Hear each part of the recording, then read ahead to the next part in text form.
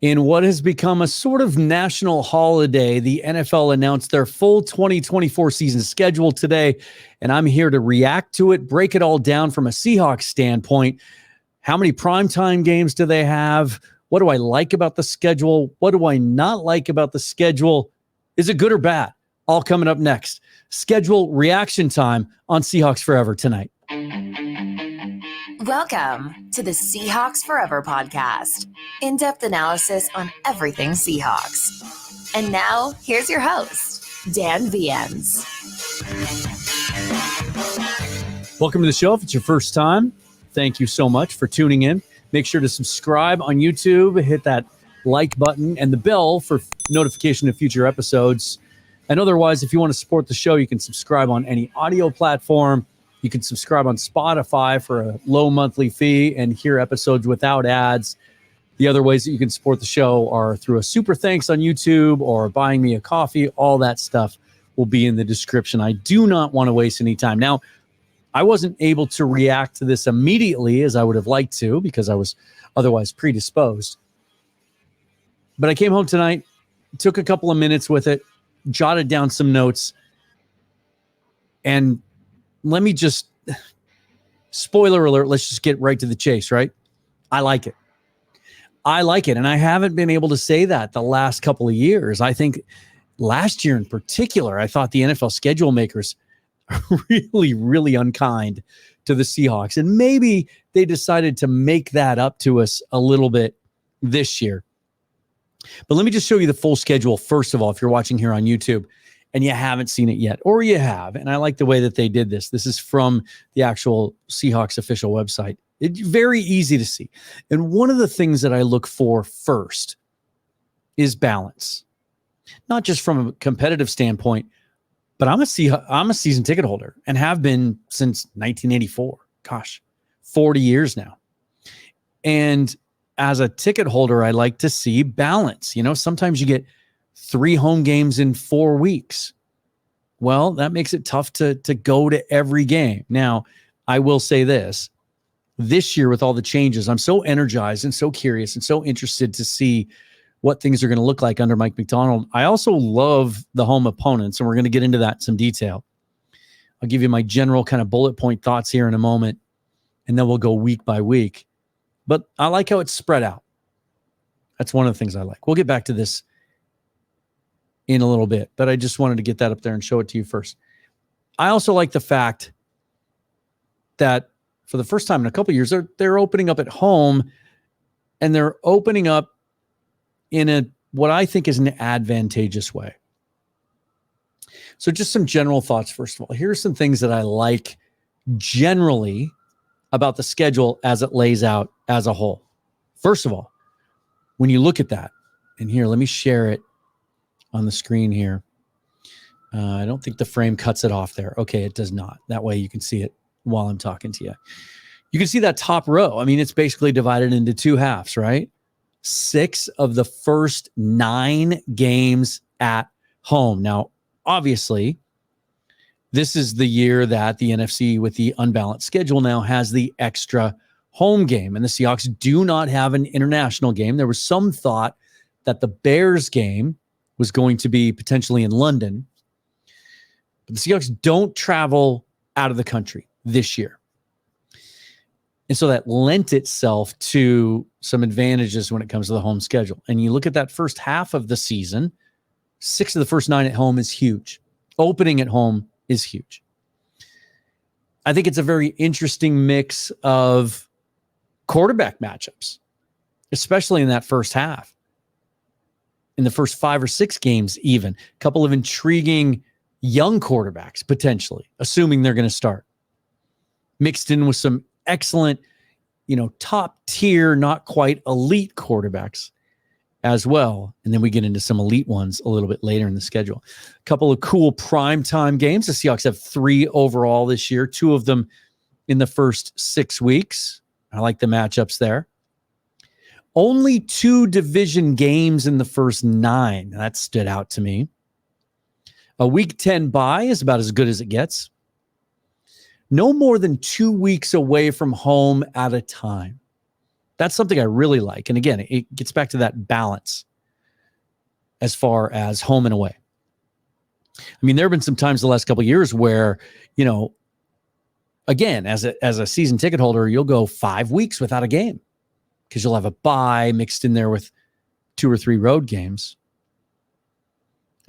This year, very, very evened out. No bad turnarounds, no tough turnarounds, no Sunday night road games into a Thursday game against a top tier opponent, or just a 1 o'clock tough road game on a Sunday, and then a Thursday night game. That kind of thing. None of those. Nice balance of good teams versus, I hate using the word easy in the NFL at any time, but, good teams versus teams that might be beatable. There's no gauntlet this year. There's no murderer's row this year. Remember last year, between November and December, in a span of less than 30 days, when they went Rams, Niners, Cowboys, Niners again, Eagles, that was brutal. They managed to win the Cowboys game, but that was it. That was really, really brutal. There aren't any stretches like that this year, in my opinion. And then it gets really interesting in the second half, especially if they have a decent first half, because it's backloaded with division games. And then a couple of potential tough matchups down the stretch that, if they're in position, will have huge playoff implications if they're in the running. All right, now let's get into kind of week by week. Denver at home and New England on the road, weeks 1 and 2, is about as generous of a soft landing as the league could hand Mike Macdonald in his first year as head coach in Seattle. Denver, all kinds of issues last year, first year under Sean Payton. They end up jettisoning Russell Wilson. They draft Bo Nix. He presumably will be the starter week 1. And so his first ever NFL start is going to be in front of what I believe is going to be an intense home crowd. I told somebody at work, told a coworker tonight, I think week 1 is going to be the loudest that we have heard that crowd in a while. Crowd got complacent the last couple of years under Pete. The home advantage had not vanished, but certainly taken a step back. That's going to be a tough environment against, I think, what's going to be a significantly improved defense in week 1 for Bo Nix to be indoctrinated into the league. And it's not just Bo Nix in his first start that makes me think this is a solid soft landing for the Seahawks to begin with. Denver struggled defensively last year, 27th overall in points per game, and hardly addressed the defense this year. Barely touched that side of the ball in free agency, mostly focused on the offensive side of the ball. And in the draft, obviously, taking Nix in the top 13, top 12, and didn't have a second round pick. And then they take, Jonah Ellis, an undersized edge player out of Utah, who I think is going to struggle his rookie year in the NFL. They really didn't address that defense.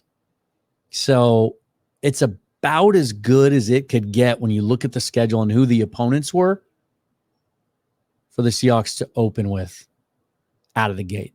And then you go to New England. Is it going to be Drake May? Are they going to start him right away? Is that going to be only his second NFL start? We shall see. Lots and lots of changes in New England, new head coach, new regime, no more Bill Belichick. It's going to be a really interesting time there. Really good opportunity for the Seahawks those first 2 weeks. And then you get what I think is going to be potentially one of the marquee matchups. If by week 3, that defense is starting to gel under Mike Macdonald, what a test they face in week 3 against that juggernaut that is the Miami Dolphins offense. Second in the league in scoring last year. And they added to it, took Jalen Wright, one of the most explosive, dynamic running backs in the draft this year, to add to all those weapons that they have there. What a test that will be, and what a chess match between Mike McDaniel and Mike Macdonald. That one, I kind of surprised that one isn't a primetime game. Now, maybe, as a 105 game in week 3, I can't see who the network here is that will carry that. It's an inter-conference game, so it could be either one. I would imagine that would be a number 1 broadcast crew type game. That could be a lot of fun. And then week 4, Monday Night Football, back at Detroit again. The Lions have kind of become our Carolina Panthers of the mid 20 teens, where it just seems like no matter how the schedule works out and which divisions you're playing and how you finish in your division, that we just this will be the 3rd year in a row that we end up traveling to Detroit. It's been a pretty solid history for the Seahawks, a 13-5 record against the Lions all time. They've beat them 3 years in a row now, the last 2 years in Detroit by a combined score, 2 shootouts, 2 highly entertaining games. You can see why the league would want to put this on Monday Night Football, a combined score of 85-76 over the last 2 years. Geno Smith in particular has really enjoyed playing the Lions in Detroit. 648 yards, 4 touchdowns, no interceptions combined over the last 2 weeks or 2 years. But the Lions, of course, riding high, feeling good, just gave Jared Goff a massive extension. They took what was one of the most dynamic young rosters in the league and made it significantly better this offseason, again, with some cool free agent signings and another cool draft. And that's, again, you talk about weeks 1 and 2 might be advantageous. Really nice little, hey, we're going to do you a solid because we really screwed you over last year with the schedule. And welcome to the NFL, Mike Macdonald. We're going to take it easy on you. But weeks 3 and 4, buckle up. And then they come home and play the New York Giants. Now, the storyline there, obviously, is that going to be Drew Lock under center? Now, this could be an interesting timeline for Daniel Jones. Remember, coming off the ACL injury, it's an 8 to 10 month injury now.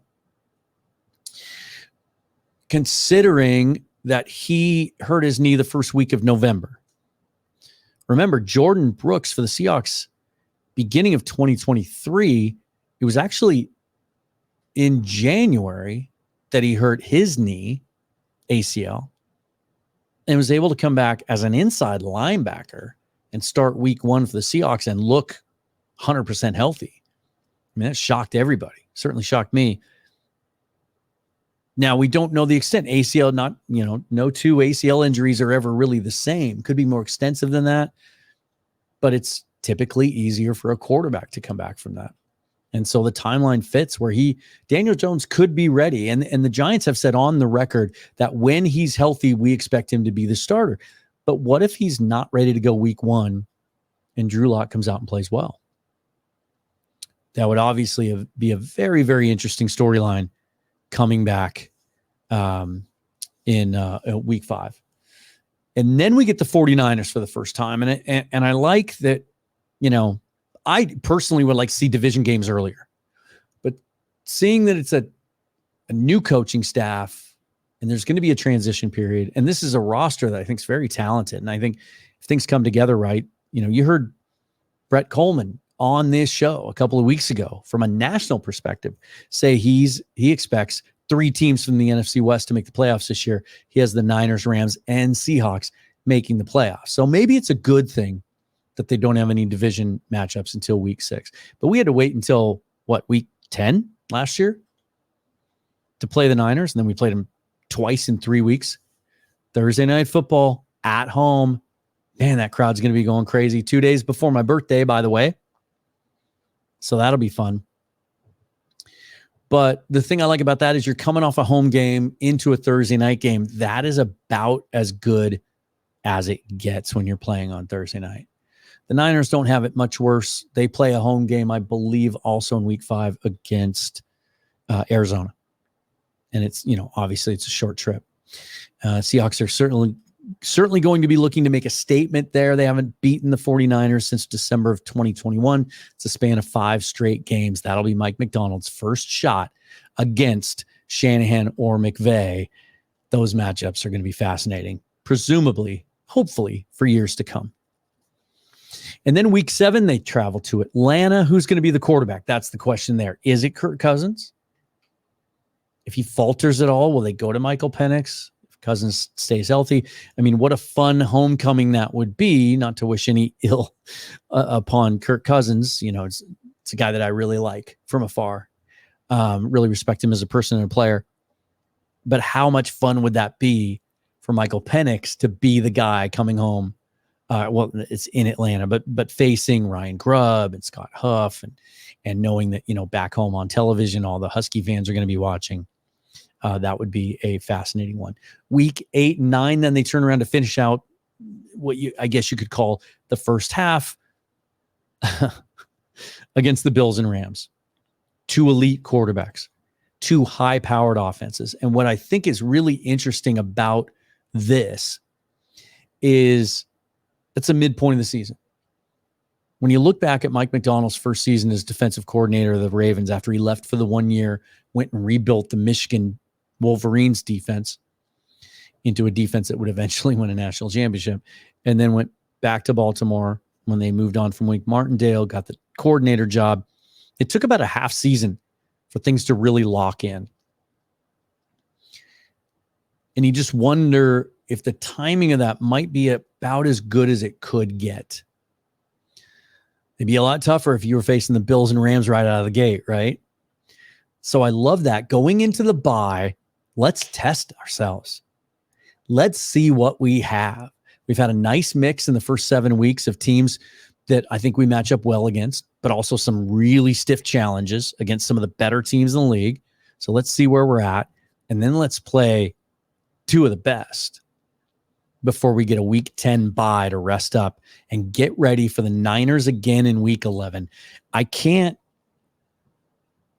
If there's one thing above all that stands out on this schedule that I like, it's how generous it is in the Seahawks' favor when it comes to facing the 49ers. At home on Thursday Night Football, coming off a home game before it, and then on the road in November, coming off a bye. Now, I said there were no real gauntlets or tough stretches, no more than 2 games on the road.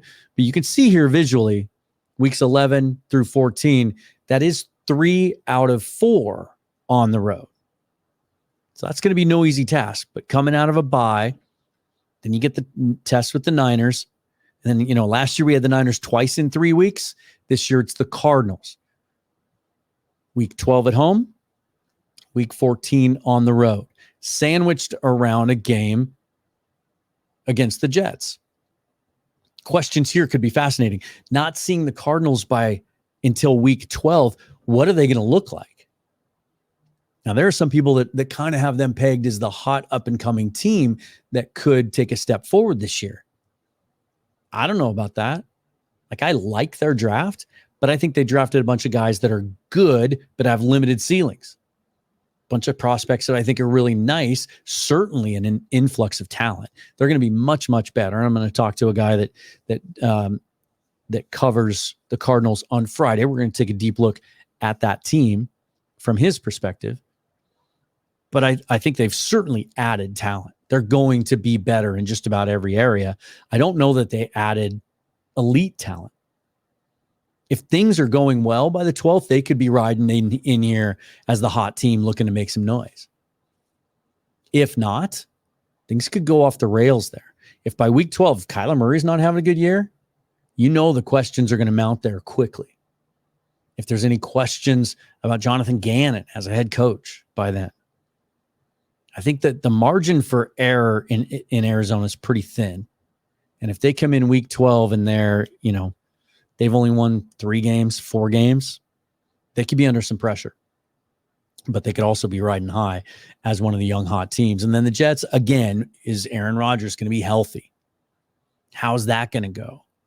If it doesn't go well the first 12 weeks, that thing could go off the rails. And if they come in here not in playoff contention, or not come in here, the Seahawks are going to the Jets. But if they're not in playoff contention at that point, or they're struggling in any way, There's going to be people calling for Robert Saleh's job. We could see. We'll see. That everything could click there too. And if Rodgers is healthy, they've added some weapons there on offense. They've certainly upgraded that offensive line, which is something they needed to do with him there. That goes without saying, except I just said it. And then Saleh, obviously his calling card is defense, and they've added some cool pieces there, and they already have some cool pieces. We know about their secondary. We know about their corners and some of their guys up front. So, these are the games that people might not look at first when they see the schedule, but I think there's a lot of intrigue in them. And then let's look at these 4 games, 2 at home, 2 on the road. In the home games, week 15, Green Bay at home. What a marquee matchup that might be. If the Seahawks have playoff aspirations by then, like the Packers, I think might be good enough that by week 15, they're playing for a 1 seed. The Seahawks might be playing for NFC positioning or to stay or get into the playoff race still then as well. That's going to be a fun one. A lot of fun. Obviously, John Schneider's ties to the Packer organization, all of that. It'll be interesting. We haven't seen the Packers play here in Lumen Field without Aaron Rodgers at quarterback in a long time. And then the Vikings, week 16, we don't know what they're going to be or who they're going to be. Is it going to be J.J. McCarthy by then? Or there's some people who think Sam Darnold could kind of pull a Geno Smith, and in a system like the Vikings have, with the weapons they have, with the offensive line they have, and with Kevin O'Connell directing the offense, that he could be good enough that maybe they leave the really, really young J.J. McCarthy on the bench for a while. Kind of do the Patrick Mahomes thing with him, let him sit. But they have a potential to surprise some people. I don't think they're getting enough attention. And so, a couple of NFC North teams that are coming in late in the year. And then this is the one thing I don't like about the schedule. Finishing the year with 2 on the road. One on, it says Thursday Night Football, but you only play one of those a year. Is that on a Thursday? Hang on. What is December 26th? I think it's Thursday Night Football technically, but it's on a Saturday. Sorry for not checking that ahead of time, but let me just check this. Live. No, it is Thursday. So just a very unusual situation where it used to be that every team played one Thursday night game, but the math doesn't work now with the extra game, with teams playing 17.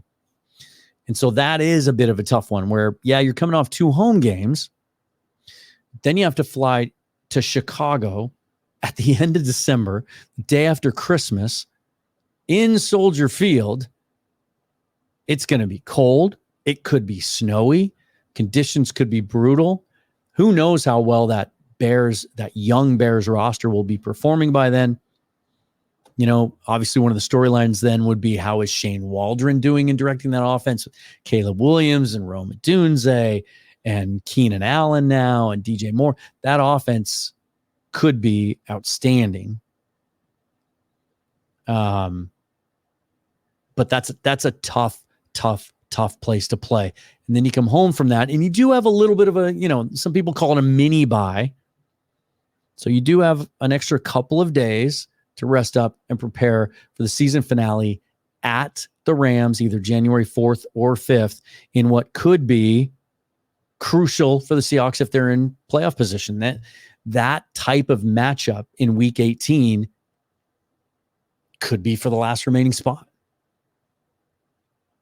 It's a fascinating schedule. Now, here's what I don't like about the way that ends up. Today on the, I'm going to put this up on the screen. Today, NFL Operations tweeted some really cool sort of behind the scenes things about how they put the schedule together now. And they used to do it by hand, and now they use algorithms, computer programs, AI. And they plug in some rules, and they actually grade how they schedule and how the result turns out. And they penalize themselves for breaking certain rules. And look at the bottom of the screen there. One of the rules is no team should play 2 road games to finish a season. And yet there are the Seahawks playing at Chicago in a wintry game on the 26th of December, and then turning around and having to go to LA that last week. Now, maybe they allowed it because it is coming off a Thursday game. And so there is that little bit of a mini break. But I don't love it because, again, I suspect that there's a really good chance that Lumen Field returns to glory this year, because I think the Seahawks are going to play good enough defense, and they're going to play a style of defense that amps the crowd up, because that's that historic level of crowd noise and intimidation and the way the crowd used to impact games was on defense, right? It was the crowd starting to scream even before teams came up under center or got set. That's where that's where it's gotten a little bit lazy in the last couple of years, and a little complacent and a little comfortable, is the crowd many times doesn't start to roar until teams get set. Used to be they would start while they're in the huddle. Now, a lot of teams don't even huddle as much anymore. Like a team like Miami coming in here might not huddle at all. But that they would impact the game in that way. And it was because the defense played at a level, and then it starts to feed off itself, and the crowd knows they can help impact that. Gives our defensive line, our edge rushers, just a little bit of an extra jump getting off the line, because teams have to use the silent count. There's that little slight delay. I think that's going to come back over the next couple of years, because I have faith that Macdonald's going to restore some of that strength defensively. I like this schedule. I think it's about as good as you get. The problems I have with it are very, very nitpicky. Now, with the new coaching staff and a whole bunch of new players, and I'm not sure. I reserve the right to change my mind on this. It's my channel, but I'm not sure that I'll do a schedule, a record prediction show. Usually I do that. I like to go through and try and pick and come up with a record. I don't think I'll do that. I will say this, though, as we sit here tonight, I see 8 wins here as a baseline. And then we'll find out. You know, I believe in the talent. I believe in the coaches that were hired, but it has to all come together, and it might not right away. And there's some really, really good teams on this schedule. Teams that are not only capable of making the playoffs, have Super Bowl aspirations, but in some cases are desperate. Like, let's put this back up here again. Miami Dolphins. Like, if they have another high-powered offensive season but don't make any noise in the playoffs, there's going to be questions there about McDaniel. The Giants, their coaching staff is on thin ice if they don't show some promise this year and some growth. I think coming off a Super Bowl hangover, which is potential with the 49ers, coming off another disappointing, coming up short in overtime against the Chiefs. Shanahan hasn't won a ring yet. I think the questions might start to mount if he doesn't. You heard Rob Guerrero say on the show that, you know, they're safe there as far as ownership goes. Shanahan and Lynch aren't going to be in any jeopardy if they have a disappointing season, but the fans are going to start to freak out, and there is pressure mounting from the fans to win a championship, right? The Falcons, that's intriguing because they're under all sorts of fire for making the decision they did with the quarterback. The Buffalo Bills, that championship window with Josh Allen, they've come up short time and again against the Chiefs the last couple of years. Can they make a step forward? The Rams, after, you know, everybody thought all the lack of first round picks and kicking salary cap down the can, or the salary cap can down the road, was going to catch up to them and Stafford's age. And then they surprise everybody, win 10 games last year, go to the playoffs. And then I think they significantly improved their roster this year with a couple of free agent additions, keeping one of their own in Dotson. and then fixing that interior offensive line, and then having what I think is an outstanding draft defensively to add to some of the young guys that they hit on last year, even with Aaron Donald retiring. I think that defense is going to be improved in some areas. The Cardinals roster is vastly better than it was 2 years ago. The Packers might be one of the elite teams in the league. I mean, there's some storylines here. The Jets could be a train wreck or a championship contender. Lots of young quarterbacks. We might see Bo Nix. There were 6 quarterbacks drafted in the top 12 this year, and we might see 4 of them? Nix, May, McCarthy. We're going to see Caleb Williams for sure. So that's 4. Am I missing one? We could possibly see Penix. Right? We don't play the Commanders. The only guy that we might not see is Jaden Daniels. I think that's really, really cool. There's some good stuff going on here. And I think it lays out well for the new coaching staff. What do you think about it? What do you love about it? What do you hate about it? How about week 1? Second time in 3 years starting out against the Denver Broncos. Doesn't have the same feel, obviously, because it's not the return of Russell Wilson. You know what, though? It's the return of Cody Barton. Really one of the only, you could make an argument that the most substantial, significant move the Broncos made on the defensive side of the ball this offseason was adding Cody Barton.